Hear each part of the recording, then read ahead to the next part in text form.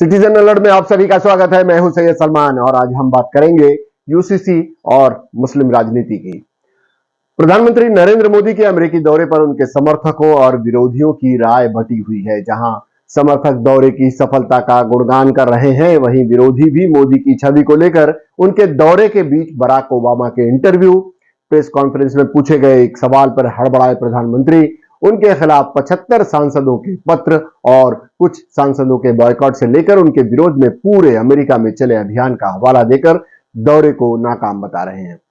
हालांकि पहले ही की तरह नरेंद्र मोदी को इन सब से कुछ फर्क नहीं पड़ रहा, क्योंकि वो अपने तरीके से सोचते हैं, वो अपने हिसाब से अपनी राजनीति को लेकर पूरी तरह से स्पष्ट है। उनका अगला लक्ष्य 2024 है। अपने कार्यकाल में शुरू किए गए अयोध्या में राम मंदिर निर्माण और संविधान के अनुच्छेद 370 को निरस्त करने के बाद अब उन्होंने समान नागरिक कानून की बात कहकर राजनीति को गरमा दिया है। समान नागरिक संहिता यानी यूनिफॉर्म सिविल कोड यूसीसी का मतलब है कि देश में रहने वाले प्रत्येक नागरिक यानी हर धर्म, जाति, वर्ग और लिंग के लिए एक समान कानून। अब मोदी के बयान के बाद कई मुस्लिम नेताओं और संगठनों की तरफ से विरोध के सुर उठने लगे हैं। मोदी ने कहा है कि मुसलमानों को यह समझना होगा कि कई राजनीतिक दल यूसीसी के संदर्भ में मुसलमानों को भड़काकर राजनीतिक लाभ उठा रहे हैं। हालांकि यूसीसी का मुद्दा उठाने वाले मोदी खुद मुसलमानों के बीच पसमानदा कार्ड खेलकर क्या तुष्टिकरण की राजनीति नहीं कर रहे हैं? वरना जब बात यूसीसी की हो रही हो तो आखिर पसमानदा मुसलमानों के मुद्दे को उससे जोड़कर मुसलमानों के बीच भेदभाव करने का क्या कहा जाए, उन्हें क्या कहा जाए?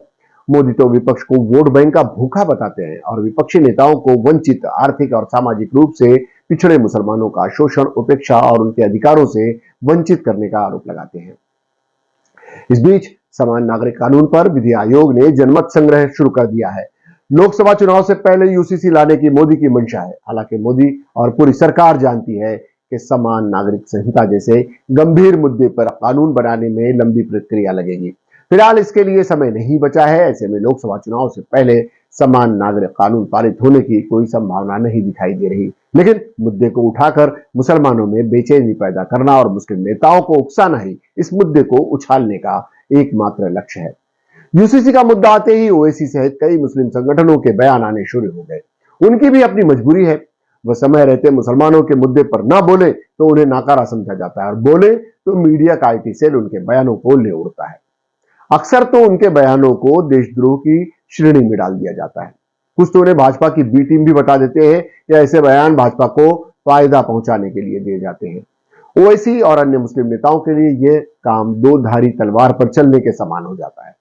हालांकि राजनीतिक चमक जाती है, इससे कोई इनकार नहीं कर सकता। जहां तक बात मुसलमानों की है, ये मुसलमानों की है ही नहीं। यूसीसी का विरोध कई जनजातियों, आदिवासी समूहों की तरफ से भी हो रहा है। इसका विरोध इन समाजों की अपनी सामाजिक और धार्मिक मान्यताएं भी है। समान नागरिक कानून लागू होने से आदिवासियों और जनजातियों की अपनी पहचान कमजोर हो सकती है। सिखों को भी इससे विरोध है, इसलिए उनके बीच से भी इस कानून के विरोध में आवाज उठ रही है, लेकिन उसे कम महत्व मिल रहा है। आखिर मुसलमान दुधारू गाय जो है, उसके माध्यम से ध्रुवीकरण का खेल खेला जा सकता है। जितना मुस्लिम समाज चीखेगा, चिल्लाएगा, उतना अधिक लाभ होगा। देश के अन्य मूल मुद्दे हाशिए पर रखकर बस अब्दुल की नस दबाए रखनी है। हालांकि उसी अब्दुल के समाज के ही पसमानदा बिरादरी पर डोरे भी डालने हैं ताकि मुसलमानों के बीच दूरियां बढ़े। लेकिन क्या समान नागरिक कानून बना तो पसमानदा समाज मुस्लिम समाज से अलग भूमिका लेगा? क्या वह भाजपा के साथ जाएगा? इसमें संदेह है। लेकिन भाजपा को फूट डालनी है, वह डाल दी। यूसीसी तो बहाना है, बस पूरे देश को विवादित मुद्दों में उलझाना है। मुसलमानों की कमी यही है कि वह भाजपा और मोदी के ट्रैप में आकर गलतियां कर जाते हैं। उसके नतीजे के लिए कानून, बुद्धि, विवेक और समझदारी से काम लेने की जरूरत है। क्या मुस्लिम संगठन और मुस्लिम रहनुमा इस बात को समझ रहे हैं? फिलहाल के लिए इतना ही। इसके बाद भी खबरों और कार्यक्रमों का सिलसिला जारी रहेगा। हम फिर हाजिर होंगे किसी खबर की समीक्षा करते हुए या फिर आपको कोई खबर दिखाते हुए। तब तक के लिए मुझे और सिटीजन अलर्ट की पूरी टीम को दीजिए इजाजत।